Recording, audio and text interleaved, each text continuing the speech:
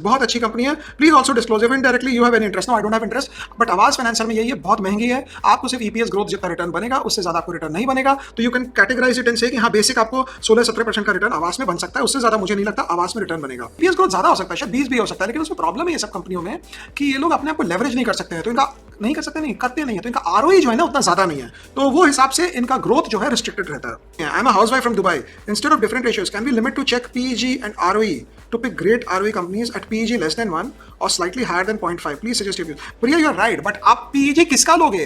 आप अगर steel company लोगे तो PEG का मतलब ही नहीं है, बिकॉज जी किसी को पता ही नहीं कि ग्रोथ कितना होगा। मेटल कंपनी में ग्रोथ नहीं पता किसी को, ONGC में ग्रोथ नहीं पता किसी को, क्योंकि गवर्नमेंट वहां बैठी हुई है, उसको पैसा नहीं बनाने देगी। सो जी जो फैक्टर है ना वो हर जगह लगता नहीं है। हाँ, कंज्यूमर कंपनी आपने लिया, आपने बैंकिंग फाइनेंशियल लिया, वहां पीईजी आपका चल सकता है, because there you know what the growth would be. So ये कॉम्प्लिकेटेड चीज है, तो आप इसके हिसाब से मदरसन सुमी पूछ रहे हैं और डिसाइडर्स पूछ रही हैं, बट इंडिया मार्ट भी।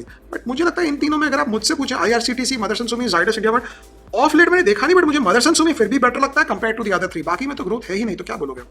Your view on FMCG company like HUL, Britannia, Tata consumer, Jubilant food. देखो भाई, HUL, Britannia, Tata consumer, Jubilant food अगर आप लगा दोगे ना तो आप सिर्फ इन्फ्लेशन बीट कर पाओगे, इसमें कोई चमत्कार नहीं होगा। अगर आपको चमत्कार करना है तो एक लेवल ऊपर जाएं आप टाइटन जैसी कंपनी देखें जहाँ कम से कम 15-16% की तो ग्रोथ आए। ये तो बहुत ही ठंडी कंपनी आपने ली है, या तो प्राइवेट बैंक आप देख सकते हो वैसे, बट हाँ ये है कि आपको 10-12-11% ग्रोथ आपको मिलती जाएगी, आपको रात को नींद आएगी अच्छे से। पावल %0.5% बढ़ा रहे हैं, 1/4% बढ़ा रहे हैं, उससे आपको कोई चिंता नहीं होगा, आपको कोई मतलब ही नहीं होगा। आप 2 दिन बाद भी आपको पता चले तो भी आपको कोई प्रॉब्लम नहीं होगा। तो वो हिसाब से अगर आपको नींद चाहिए, आपको शांति चाहिए जिंदगी में, आपको सुकून चाहिए, तो ये पोर्टफोलियो बहुत अच्छा है, बैंक एफडी से अच्छा करेगा। लेकिन अगर आपको बड़ा घर चाहिए, बड़ी गाड़ी चाहिए, तो ये पोर्टफोलियो थोड़ा सा चेंज करना चाहिए। सेशन ये कंपाउंडर हो सकता है, इसका क्या मतलब होता है? हैप्पीएस्ट माइंड के लिए मैंने कहा था, देखो कंपाउंडर वही होता है जो 18% 16% तक रिटर्न बनाए, मतलब 12 से 18% हर साल 15-16 रिटर्न बनाता है, उसको बोलते हैं कंपाउंडर। ये वो कंपाउंडर नहीं है जो आपको हॉस्पिटल में मिलता है, जो बोलते हैं पीछे मुड़िए और थोड़ा सा इंजेक्शन लगा देता है आपको पीछे से, और आपको एक बार में दर्द होता है बाद में ठीक हो जाता है, वो दूसरे कंपाउंडर होते हैं। ये कंपाउंडर और कंपाउंडिंग, जो मैजिक ऑफ कंपाउंडिंग वाली बात होती है।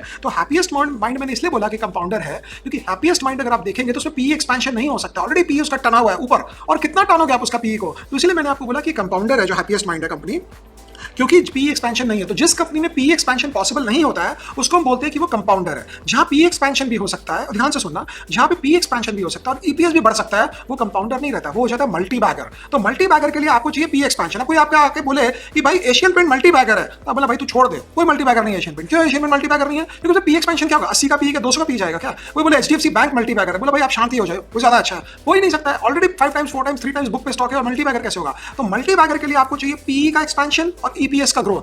कंपाउंडर के लिए पी ऑलरेडी एक्सपेंडेड है और बढ़ नहीं सकता है, सिर्फ ईपीएस का ग्रोथ धीरे धीरे धीरे जितना बढ़ेगा उतना आपको पैसा बनता जाएगा। Tell me about Maruti. दूर रहे तो ज्यादा अच्छा रहेगा, ट्रेड वेट करना है आपको कर लो, बिकॉज मारुति में अगर आप देखो तो हाथ पे हाथ रख के बैठे हैं कि इलेक्ट्रिक व्हीकल का इनके पास कोई रोड मैप ही नहीं है, इनके पास प्लान ही नहीं है कि कैसे करना इलेक्ट्रिक व्हीकल जब आए तो। और इलेक्ट्रिक व्हीकल गाड़ियां, एक सेकंड हम आगे बढ़े उसके पहले हम आपको फिर वापस एक रिक्वेस्ट है, आप सब्सक्राइब किए हैं आप लोग? देखो मैं भूल जाता हूं, मैं अपने फर्राटे में निकल जाता हूं आगे फिर देखता हूं सब्सक्रिप्शन नंबर नहीं बन रहा है, तो इसलिए प्लीज आप लोग सब्सक्राइब करें। और जो लोग सब्सक्राइब कर दिए हैं वो सेकंड तो कर नहीं सकते, अगर हो सकता होता तो मैं करवा देता, लेकिन बाकी लोग तो प्लीज सब्सक्राइब करें।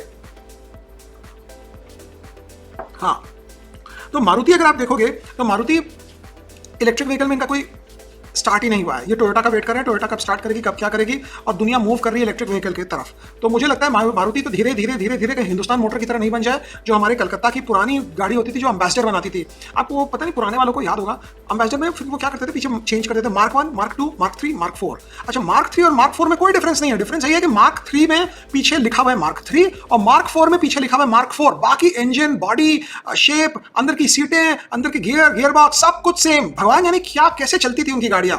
वो लाइसेंस राज था, उनके अलावा कोई गाड़ी बना नहीं सकता था, और पूरा डोमिनेट करके रखे थे वहां पे, कंट्रोल करके। तो मार्क 1, मार्क 2, मार्क 3, मार्क 4, 4, शायद मार्क 1, मार्क 2 में थोड़ा कोई फर्क होगा, पुराने वालों को पता होगा एम्बेसडर। आज वो गाड़ी जब चलती नहीं थी, आपको मजा आएगा सुनकर, तो एक हैंडल होता था, वो आप सुबह उठकर सामने से डालते थे हैंडल और 6 बार घुमाते थे उसको, और घुमाते गाड़ी स्टार्ट हो जाती थी। चलो अगर वैसे भी स्टार्ट नहीं हुई तो उसको बोलते थे धक्का स्टार्ट। वो आदमी लेकर धीरे से क्लच लेकर चलाता था गाड़ी, पीछे से कोई धक्का मारते थे, धीरे से क्लच छोड़ देते तो गाड़ी स्टार्ट हो जाती थी। ये तो हम स्कूल जाते टाइम भी देखे हैं कि धक्का स्टार्ट कैसे होती है गाड़ी। तो अच्छा, लोग बड़े हेल्पफुल होते हैं, किसी की गाड़ी बंद हो जाए सड़क पे तो 8 आदमी आ जाते धक्का मारने को, मतलब हम लोग जैसे भी मारते हैं धक्का। आज मुझे दिख जाएगी वो गाड़ी किसी की नहीं चल रही तो मैं भी लग जाता हूँ धक्का मारने में, मजा आता है धक्का मार के। लेकिन ये समय की बात है, आज के जमाने में ऑटोमेटिक गाड़ी आप धक्का मार दो तो मैं जानू हिलेगी ना अपनी जगह से, बिकॉज सब ऑटोमेटिक ट्रांसमिशन है, गियर सिस्टम है उसका, तो उसमें धक्का स्टार्ट डजंट वर्क। बट ये बात हुई नए लोगों को बताने की कि उस समय कैसी गाड़ियां होती थी और क्या होता था।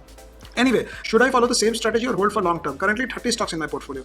देखो, आप 20% 25% में प्रॉफिट बुक करोगे ना, तो कभी भी आपको डबल नहीं हो पाएगा स्टॉक में, कभी 4x नहीं हो पाएगा, कभी 8x नहीं हो पाएगा, कभी 10x नहीं हो पाएगा, क्योंकि आप 25% भरते ही आप कैप कर रहे हो। मैथमेटिकली आपको अगर कंपनी की अर्निंग्स अच्छी हुई और वो स्टॉक प्राइस ऊपर जा रहा है, तो आपको बेचना नहीं चाहिए, आपको रखे रहना चाहिए और रादर आप और ऐड करना चाहिए। तो पहला फ्लॉ अपनी स्ट्रेटजी से ये हटाओ कि क्योंकि वो 30% बढ़ गया, आप उसको बेचना चाह रहे हो। हाँ, अगर आप कोई कंपनी में प्रॉब्लम हो गई, ओवर वैल्यूड हो गई, फुल्ली वैल्यूड हो गई, तो आप बेच रहे हो तो समझ आता है, बट ऐसे मत बेचना स्टॉक, ऐसे मत बेचा करो स्टॉक को। सब लाल लाल हुए पड़े हैं, 20% घुस गया सर, व्हाट टेल यू। अरे सबका ही घुस गया भाई 20%, आप क्यों चिंता कर रहे हो? हम सब साथ में मिलकर रोते हैं, कोई खास बात नहीं है, क्योंकि यही बाजार ने पैसा लिया है और यही बाजार वापस पैसा देगा। आपको ये ऐसे सोचना चाहिए।